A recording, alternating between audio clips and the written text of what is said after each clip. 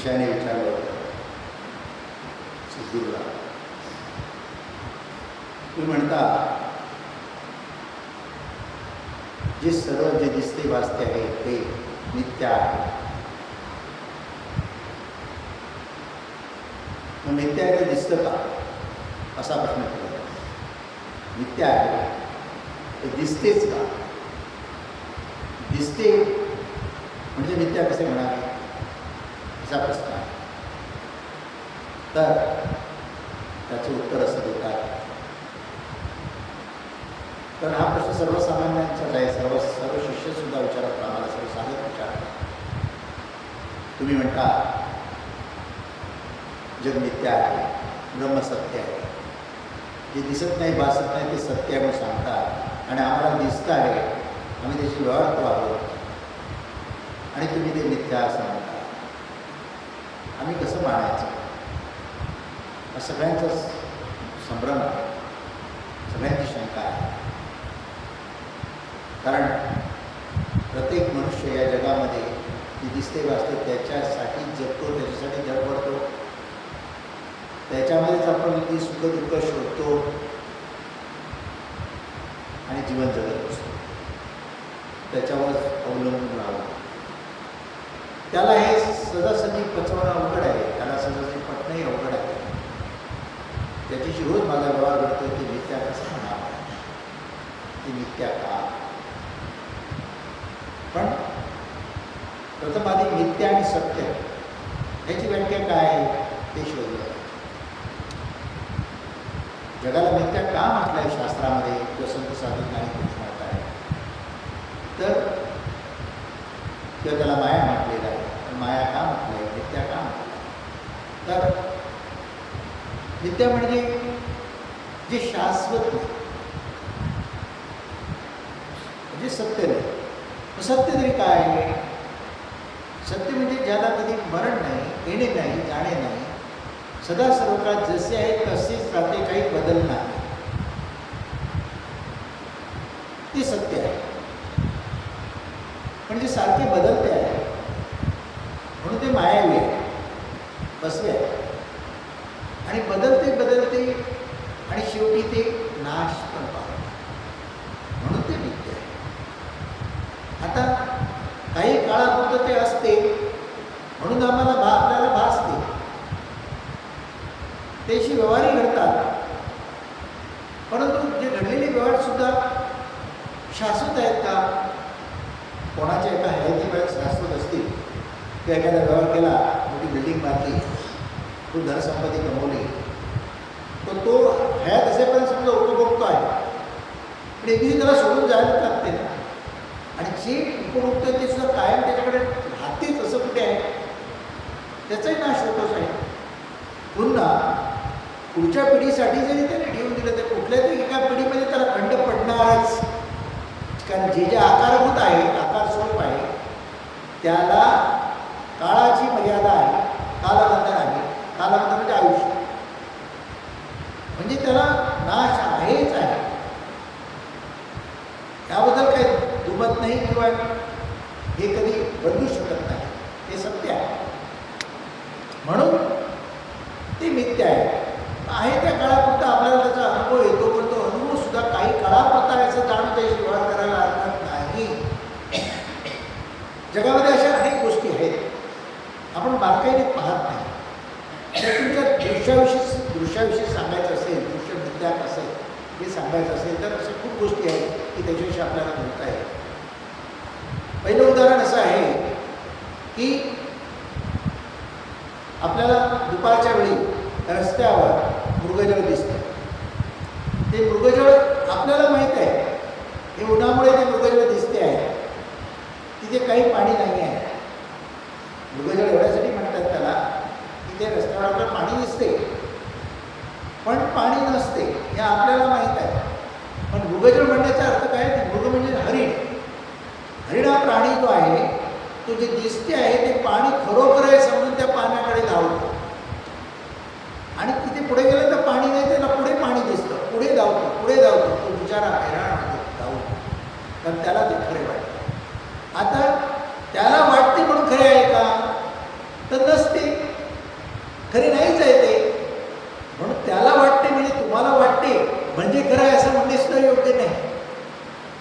सर्वसामान्य लोकांना जे दिसते आहे ते खरेच आहे असे म्हणणे सुद्धा योग्य नाही. कारण बरोबर दिसते काहीतरी वेगळे आणि असते सुद्धा वेगळे.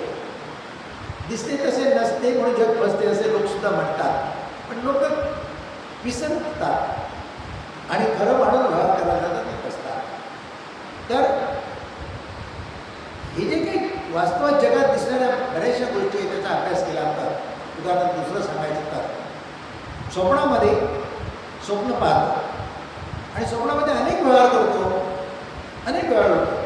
कधी राजा भिकारी होतो, मग एक भीक मागता मागता एखाद्या भिकारणीशी लग्न करतो, मुलं बाळा होतात, सगळे भीक मागतात, असं पण स्वप्न पडतं. किंवा एखाद्या स्वप्नामध्ये श्रीमंत होतो, खूप धनद्रव्य संपत्ती गाडी बंगला असतो. स्वप्न संपलं जागा तेव्हा फाटका अंथरूण, फाटकं पांघरूण, फाटके कपडे अशी अवस्था सुद्धा असते. म्हणजे स्वप्नामध्ये जे काय आपण अनुभवतो ते प्रत्यक्षात नसतं. मग स्वप्नामध्ये आपण स्वप्न पाहिलं हे तर खोटं नाही आहे, पण पाहिलं ते खोटं आहे. पाहिलं हेच खोटं आहे. स्वप्न तो पाहणारा सुद्धा खोटं आहे आणि जे पाहिलं ते पण खोटं आहे. पण आपल्याला ते त्यावेळेला स्वप्नामध्ये खरे वाटतं. जाग आल्यानंतर आपण म्हणतो हो स्वप्न होते. जगाची अवस्था अशीच आहे हे तुम्हाला कळायला पाहिजे, हे सांगायचा हेतू आहे. दुसरं उदाहरण द्यायचं झालं तर तुम्ही जर तलावाच्या काठी उभे राहिले तर आकाश तुम्हाला असं झाकण्यासारखं दिसतं. प्रत्येक पाहिलं तर वर पाहिलं तो आकाश झाकण्यासारखं खगोल असं दिसतं गोलाकार. पण पाण्यात पाहिलं तर उलटं दिसतं. म्हणजे इथे ते झाकलेलं आहे, तिकडे उतारा पालतं पडलेलं दिसतं. खरं काय आहे? पाण्यात दिसणारं खरं आहे का? दिसलं ते पण दृश्यच आहे. जग जसं दृश्यमान आहे तसं ते पण दृश्य आहे. मग दृश्य आहे ते आकाश तसं आहे का प्रत्यक्षामध्ये? तसे नसते. म्हणजे जगात अशा अनेक गोष्टी आहेत त्या आपल्याला दिसतात तशा नसतात. आणि पुन्हा त्या दिसतात त्या नसतात म्हणून मायावी आहे तर पण त्या टिकत पण नाही, नाश पावतात. दुसरं उदाहरण सांगायचं तर आणखी तुम्ही नदीच्या काठावर उभे राहिले आणि तुमचं स्वतःचं रूप त्याच्यामध्ये पाहिले तर दिसतं तुम्हाला, पण ते उलटं दिसतं. तुम्ही उभे असता तर तिकडे आडवे दिसते. खरं काय आहे? तुम्ही चालताना सावली तुमच्याबरोबर चालते. मग सावली चालते आहे का? चालते कोण? चालणारा कोण आहे? म्हणून दिसते ते खरे. सावली खरी आहे का? नाही सावली खरी. पाण्यामध्ये ते दिसणारं चित्र ते खरं आहे का? ते खरं नाही आहे. समजा एखाद्या राजाने आपल्या मंत्र्यांचे सगळ्यांचे चांगले फोटो बनवले किंवा पुतळे बनवले, सैनिकांचे बऱ्याचशा त्याच्या पुतळे बनवले आणि सगळे दरबारी ठेवलेले आहेत. पण जेव्हा ते रोग हुबेहूब दिसत आहेत, प्रत्यक्षात तो स्वतः व्यक्ती आहे सदस्य. पण उद्या लढाईची पाळी आली आणि त्याला 2-4 आधार झोपलेले असतील, ते पुतळे कामाला येतील काय? किंवा तुम्ही एखाद्या काही दुकानामध्ये जाता, म्हणजे असे लोक बसलेले आहेत ना, खेड्यातून आले बऱ्याच वेळा बसतात. त्या दुकानाच्या बाहेर पुतळे असतात. त्यांना कपडे उडे घालून साडी नेसून एखादी बाई सुंदर दिसते. लांबून पाहिलं खरोखर बाई वाटते. खेड्यातून एखादा आला तर म्हणतो बाईच उभी आहे. तो हात लावून बघायला जातो. आम्ही त्या हंगेरीला गेलो होतो. हंगेरीला तिकडे राजाचा वाडा होता, पॅलेस होता. तिकडे 2 वॉचमॅन उभे होते. ते गेटवर वॉचमॅन उभे होते. प्रत्यक्ष माणसं होती, पण एवढी सुद्धा हालचाल नाही. क्षणभर आम्हाला वाटतं पुतळाच आहे. आम्ही बघायला जवळ गेलो. नंतर त्यांची ड्युटी संपली होती. दुसरा आला तो जायला लागला. अरे आता डॉक्टर माणूस आहे. म्हणजे जे काय दिसते ते खरं नाही आहे. सगळं जे दिसतं आहे ते खरं नाही आहे, हे लक्षात घ्यायला पाहिजे. अशी अनेक उदाहरणं आहेत जगामध्ये की आपण पाहतो आहोत ती तशी नसते. जसं उदाहरणार्थ पूर्वीच्याकडे दशावतारी नाटकं व्हायची. त्या दशावतारी नाटकामध्ये स्त्री पात्र पुरुष करायचं. बाई नाटकात काम करायला त्या काळात मिळत नसते. मग एखाद्या सुंदर दिसणाऱ्या पुरुषाला साडी नेसून त्याला बाईचे कपडे घालून त्याला त्या नाटकामध्ये उभा केला जायचा. नाटक पाहताना पाहण्याला वाटायचं हा माणूस आहे, आपला ओळखीचा पण असतो. पण नाटक पाहताना जशी गोष्ट पुढे पुढे जाते त्याला खरोखरच वाटते ती राजाची मुलगी आहे, कन्या आहे. मग कोणीतरी पळवून देतो, त्याला राग येतो, त्याला मारावं असं वाटतं. असं इतकं सगळं सगळं आपल्यामध्ये उभं राहतं. किंवा एका थिएटरमध्ये तुम्ही पिक्चर बघत असता, सिनेमा बघत असता आणि थिएटरवर पिक्चर बघायला गेला तुम्हाला माहीत आहे सिनेमा बघायला गेला, पण सिनेमाची स्टोरी जशी चालू होते, गोष्ट चालू होते आणि पडद्यावरती चित्र जशी चालू होतात, तेव्हा तो नट आपण आहोत असं वाटायला लागतं, किंवा ती नटी आपल्याला मिळाली तर चालेल असं वाटायला लागतं. अनेक विचार येतात आणि मग एखाद्यात व्हिलन येतो आणि व्हिलन एखादा खलनायक येतो आणि खलनायक त्याच्याशी काहीतरी छेडछाड करतो, राग येतो, किंवा एखाद्याला मारतो तर त्याच्याविषयी राग येतो, त्याला शाप देणं सुरू होतात. काही लोक त्याला शाप देतात. जसं रामायणामध्ये टी व्हीवर रामायण चालू होतं, लोक रामाला त्या टी व्हीला हार घालायचे, रामाला हात जोडायचे. अरे खरं आहे का?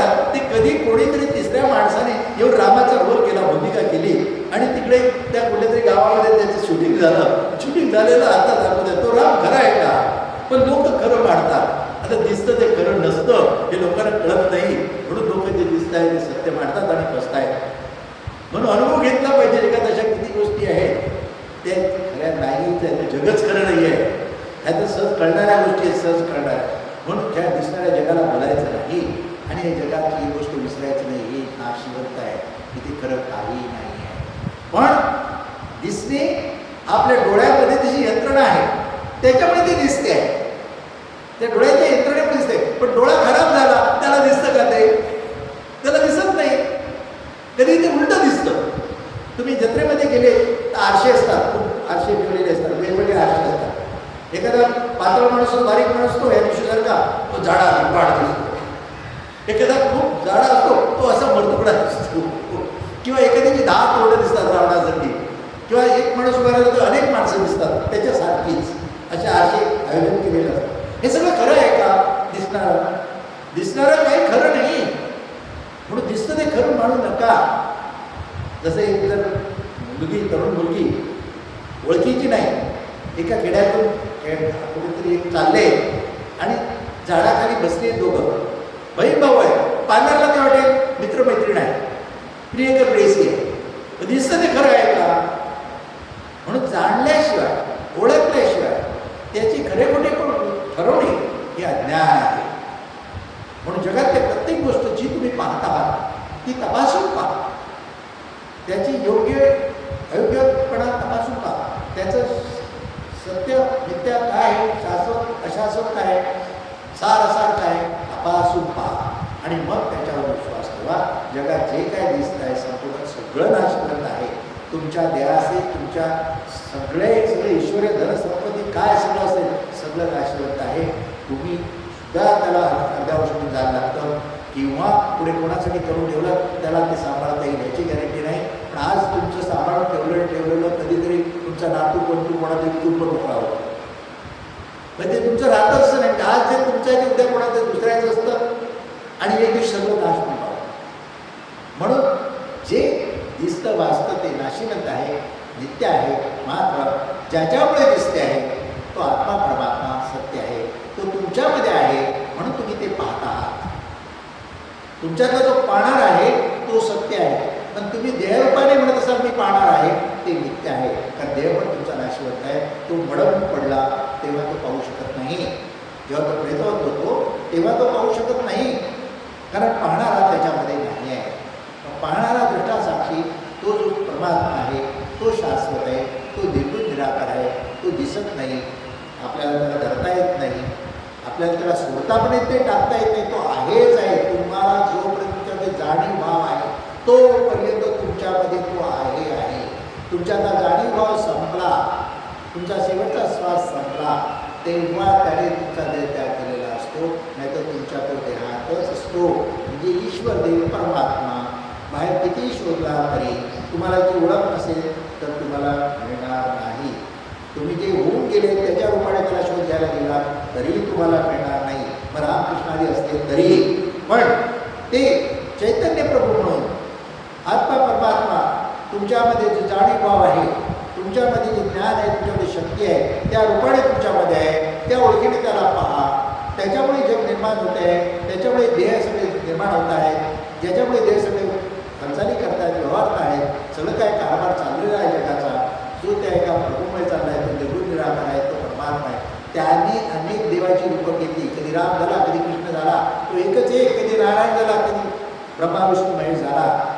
एकच एक तो आहे, तो खरा आहे. बाकी जी शरीरे आहेत, जी दिसत आहेत वाचत आहेत, ती सर्व नाशवंत आहेत. म्हणून आज आपल्याला देहरूपाने राम भेटत नाही किंवा कृष्ण भेटत नाही, कारण ते पण त्यांचा देहपण नित्याच होता, तो त्याग करावा लागला त्यांना. पण तो दृश्यमान होता, आकार स्वरूप होता, गुणरूप होता. म्हणजे गुणरूप आहे, रंगरूप आहे, आकार आहे, ते सर्व दृश्यरूप आहे, ते मिथ्या आहे. सत्य एकच आहे, तुमच्या जे सरळ चैतन्य आत्मा परमात्मा जो विश्वामध्ये आहे तो तुमच्या आत राहिलेला आहे, सर्व चराचर बोललेला आहे, तोच परमात्मा एकच सत्य आहे. आणि तो परमात्मा तुमच्यात आहे, तुम्ही तेच आहात. तुम्ही जे काय समजता, जाणता, पाहण्याची क्रिया तुमच्यामध्ये जी घडते, त्यामध्ये पाहण्याची, जाणण्याची, भूकतात, बरं वाटत, बरं वाईट, जे सर्व काही पण तुम्हाला कळते पण आहे, ते कळते पण म्हणजे तो ईश्वर देव आहे, तो परमात्मा आहे. म्हणून तुझा आहे तुझ्यापाशी, तरी तू जागा चुकला असे समजतात संत. कारण तो तुझ्यात असताना तू बाहेर शोधतो, दगड दोड्यामध्ये शोधतो, तिथे तुला काही भेटणार नाही. तुझ्या आतच अंतर्यामी स्थित आहे, त्याचा शोध घे, तेव्हाच तुला मोक्षमुक्ती होणार आहे आणि तेव्हाच तुला सुख, शांती, समाधान होणार आहे. आणि ज्ञानदृष्टीमुळे तुझी कर्म शुभ होतील आणि कर्म शुभ झाल्यामुळे तुला त्याचं फळे शुभ मिळेल. आणि त्या फळाचं जे फळ आहे ते आनंददायक आहे, ते शांतीदायक आहे, समाधानदायक आहे आणि मोक्षमुक्तीदायक आहे. म्हणून ज्ञान पाहिजे. ज्ञान हे जगनित्य आहे त्याचं ज्ञान पाहिजे आणि सत्य जे परमात्मा स्वरूप आहे त्याचं ज्ञान पाहिजे. त्या ज्ञान जे विश्वाचं ज्ञान आहे त्या ज्ञान आहे आणि ते ज्ञान शाश्वत नाही. पण परमात्म्याचं ज्ञान आहे ते शाश्वत आहे. जगत मिथ्या, ब्रह्मसत्य असं म्हटलेलं आहे शास्त्रामध्ये. हे पक्क लक्षात ठेवायचं. म्हणून मायेला बोलू नका, मायेला फसू नका, उगा त्याच्यामध्ये पडू नका, त्याचा स्वार्थ, लोभ, मोह तुमच्या वासनात त्याच्यामध्ये घेऊन राहू नका. मजगतच वाटायला त्या मृगासारखी मृगजळाच्या मागे लागतं, तसंच आहे हे सर्व काही. मृगजळच आहे,